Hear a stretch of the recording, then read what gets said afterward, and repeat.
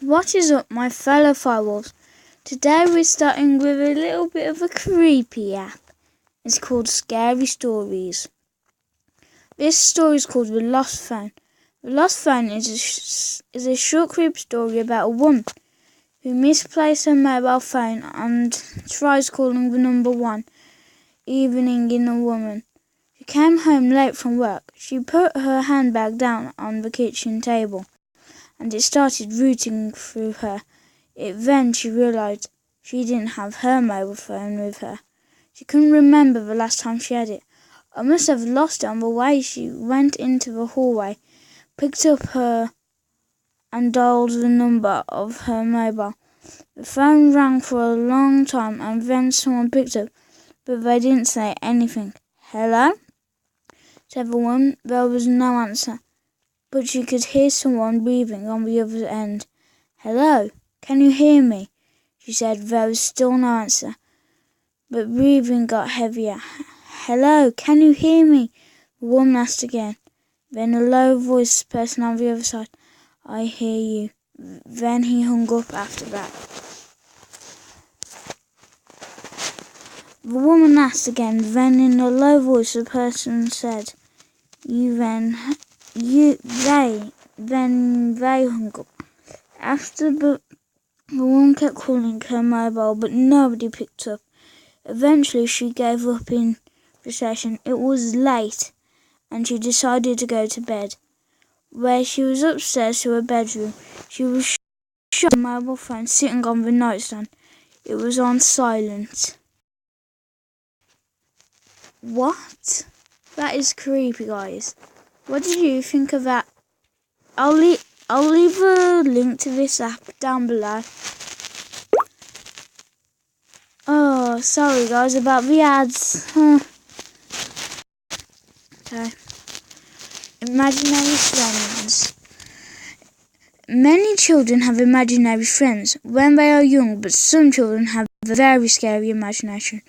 This is a collection of true stories about children with powers who may or may be a figment of their creative minds. Jenny, when I was 4 years old, my mum and I moved into a large colonial house that was built in the late 1800s. My mum always had a weird feeling about the house.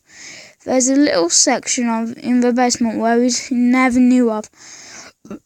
Why it was there, my mother told me that soon after we moved into the house, I suddenly had an imaginary friend.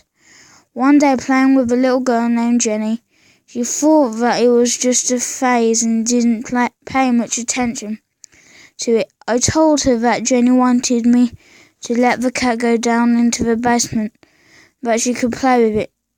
My mother allowed me to let the cat go down. There it never came back. That creeped her out. Then a few days later, I told her Jenny wanted me to go down to the basement too. My mum decided to research the history of the house. I found out a picture of the house, and the family who used to live here. Showed a picture and asked if I recognised any of them. There were 7 little girls, and without hesitation I pointed to one of them. The names of all the family members were written on the back. The girl I pointed to was the name Jenny, because during her research she had discovered that the girl named Jenny had gone down into the basement one day and was never seen again. The family never found her, and they moved shortly after that. I did find the girl in the picture. It was way too much for my mum to get out of the house and found somewhere to live. When I turned 18, all about what had happened in that house still scares me when I think about it. Don't tell anyone. My niece and I, imaginary friend, but she said she wasn't allowed to tell anyone his name. She said it told her everyone would get scared if I knew it. We kept asking her, but she would never tell anyone the name. Then one day her mum and I were in the hallway, and my niece didn't realise it. She was talking to an imaginary friend called by his name to this day. Whenever I think about it, I'm still creeped. The imaginary friend's name was Lucifer. Oh my gosh. That is kind of creepy. That is really creepy. Wow. That is creepy. Let's go on to the next one. Funny faces. I was staying at my aunt's house when I saw my 4-year-old cousin April sitting on the stairs. She was making funny faces. I asked her what she was doing and she said, "I'm copying the lady in the raid." There was no one else there. So I asked, "Where is this lady, April?" She pointed at the beam running parallel to the stair. "And what is the lady doing?" I asked. "Making funny faces," April replied. I was about to go upstairs when April said something that stopped in my tracks. The braid is around her neck. I asked her what she meant. April pointed and she said, "The lady is hanging by her braid. She's making funny faces at me." Then April started making a face. Her eyes were wide and bugged out. Her mouth hung open wide and her tongue stuck out. I realised it was the face of someone who was strangled to death. Wow. The other one's talking about horror, but these are pretty scary. Matt, when I was growing up, there's a girl in the neighbourhood who was very weird.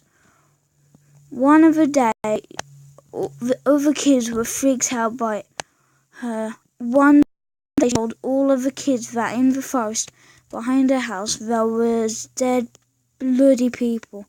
When they heard this, all of the kids freaked out and told their parents. Their fathers had to go out and search the forest just in case. All they found was candy wrappers and empty beer bottles.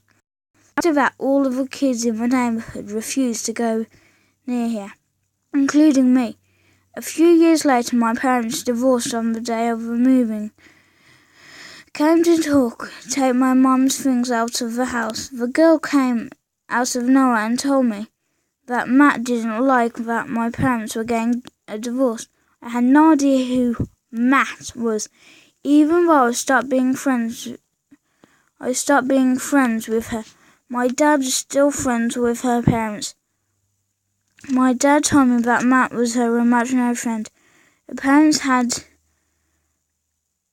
told him about the problems they were having. Matt was often too physical. They claimed that Matt could control the lights and could even make the power go out. They said Matt also knocked on doors at night if he was ignored. By the banging on the doors, it would start a few years later. My dad decided that he would invite the girl and her parents over to our house.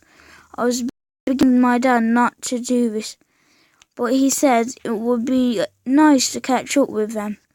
When they came overnight, my dad told me to wait the girl. I brought her up to my bedroom and she seemed to be acting normal. Even she told me how nice my room was. However, I still was creeped out by her. She just sat down in the middle of. I tried to put a movie on the DVD player. All of a sudden, out of nowhere, in the most deepened voice, she said, "Matt's here." At the exact same moment, the lights began to flicker on and off. I got so scared I ran out of my room, crying in fear. Her parents came running up, dragged their daughter out of my room, and took her home. For weeks afterwards, I refused to sleep in my bedroom. I haven't heard much from that. Ever since I had heard that Matt still controlled the lights, but I don't know around to this day. Whenever the lights begin flickering or a bulb blows, it still freaks me out. Wow. Guys, I think we have enough time for just one more story. I'll leave the description to every single one of these stories below. This one's called The Dead Boy.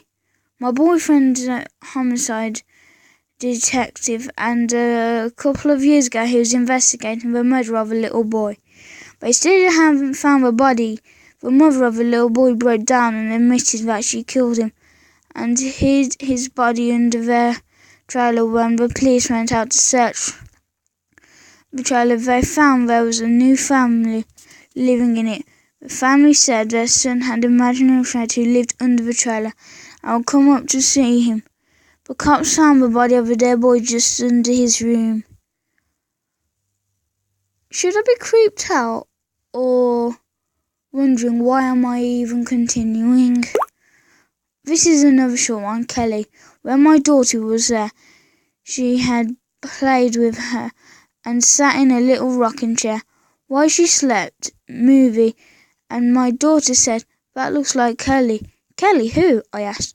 "You know Kelly," she replied, "the dead girl that lived in my closet." What?